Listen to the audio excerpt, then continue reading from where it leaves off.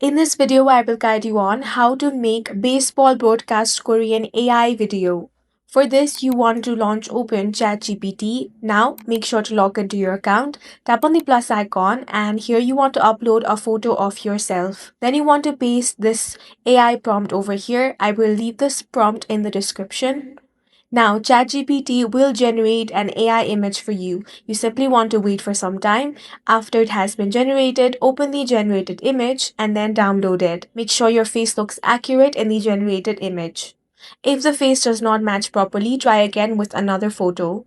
Now, the next thing you want to do is change this image into a video. That you can use any AI app. You can use YouTube Create or Gemini. In this video, I'm going to use Gemini. Now, go ahead and add this photo. After you have added this, enter a simple prompt such as turn this image into a video. Now you simply want to wait for the video to be generated. In a short time, your video will be generated.